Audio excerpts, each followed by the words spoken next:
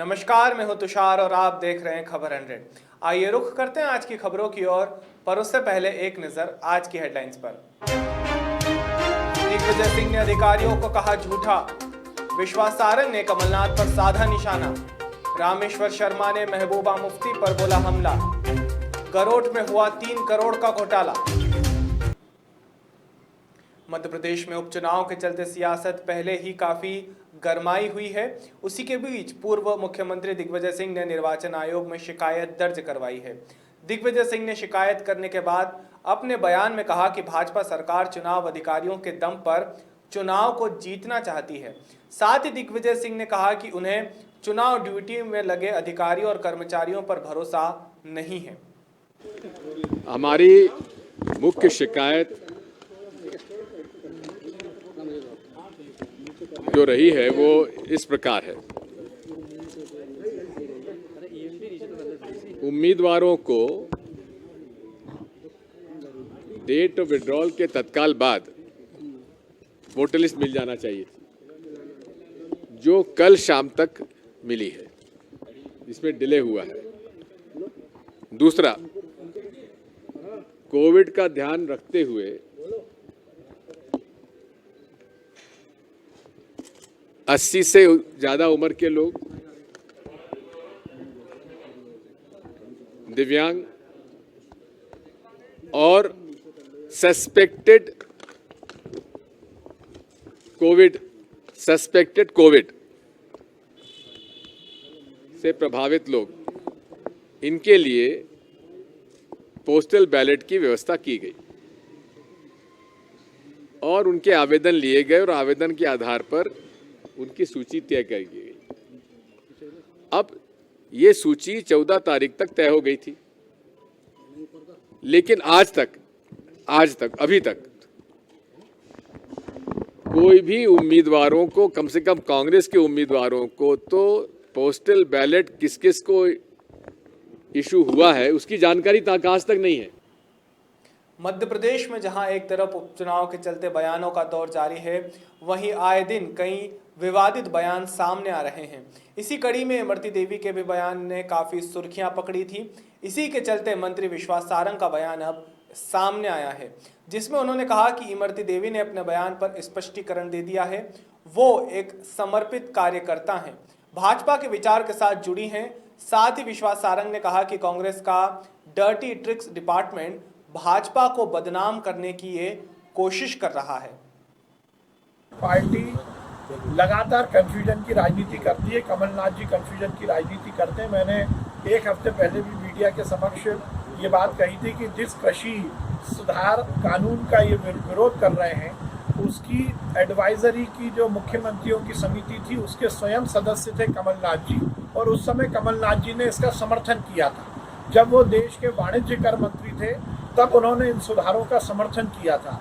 आज केवल चुनावी माहौल को बिगाड़ने के लिए वो इस तरह की बातें कर रहे हैं, पर ये बात सच है कि कांग्रेस सरकार में आने भी नहीं वाली, तो इस तरह के किसी भी प्रश्न का कोई उत्तर देने का औचित्य नहीं है। मध्य प्रदेश में जिस खानदान ने इस देश की अस्मिता को तार-तार किया और कश्मीर का मुद्दा यूएन में ले जाकर कश्मीर को विवादित किया, गद्दार तो वो हैं जिन्होंने बोफोर्स कांड किया, गद्दार तो वो हैं जिन्होंने आपातकाल लगाया, गद्दार तो वो हैं जिन्होंने नेशनल हेराल्ड का घोटाला किया, गद्दार तो वो हैं जिन्होंने आतंकवादियों को संरक्षण देने की बात की, गद्दार तो वो हैं जिन्होंने राम मंदिर का विरोध किया, गद्दार तो वो हैं जिन्होंने राम सेतु तोड़ने की बात की। और इन सब के पीछे जितने मैंने प्रश्न खड़े किए हैं, उसके पीछे यदि कोई एक परिवार आता है तो वो नेहरू परिवार आता है।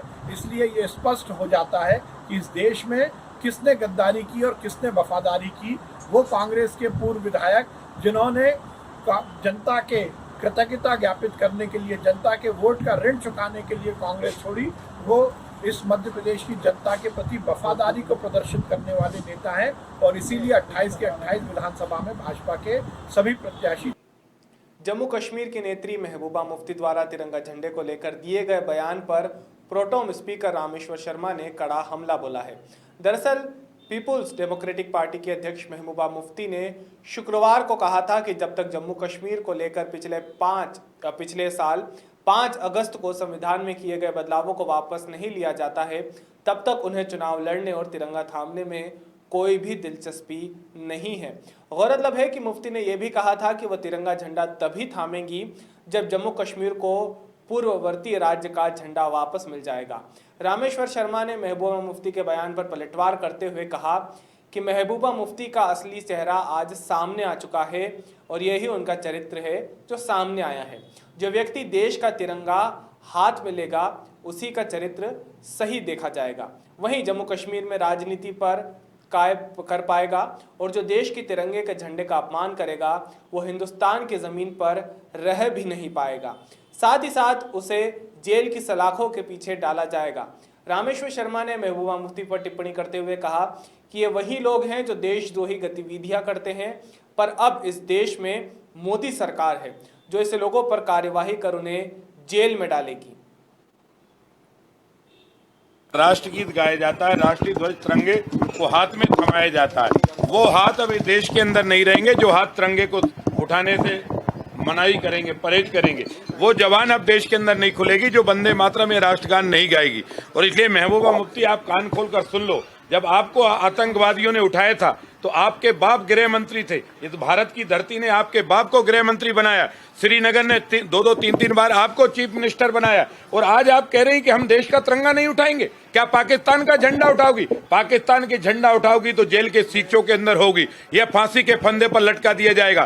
कान खोलकर सुन लो, 70 साल की आजादी के बाद अगर अब कोई भी जुबान देश के तिरंगे का अपमान करती है, अब कोई भी ये कहता है कि हम तिरंगे नहीं उठाएंगे, तो वो हिंदुस्तान में भी नहीं रहेगा। इसलिए मुफ्ती जो है, आप कान खोलकर सुनो कि भारत की संस्कृति और सभ्यता का नहीं, ये देश की सभ्यता का सवाल है, ये देश की अस्मिता का सवाल है।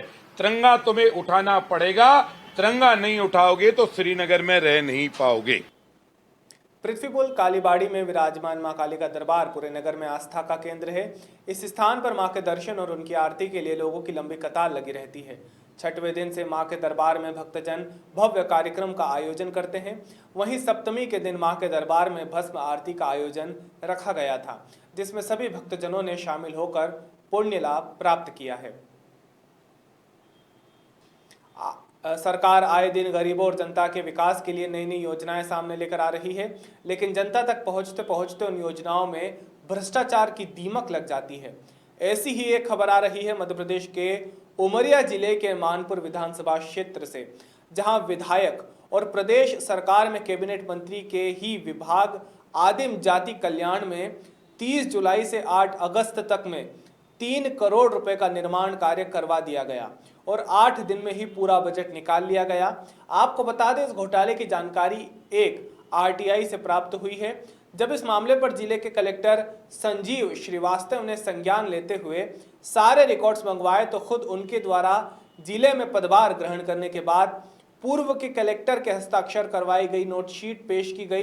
तब कलेक्टर द्वारा तत्काल बाबू ब्रजेंद्र सिंह को सस्पेंड कर सहायक आयुक्त आदिम जाति कल्याण आनंद राय सिन्हा का वित्तीय प्रभार समाप्त करते हुए जांच शुरू कर दी है। अभी के लिए केवल इतना ही। बाकी ताजा खबरों के लिए जुड़े रहिए खबर 100 के साथ, जनता की बुलंद आवाज।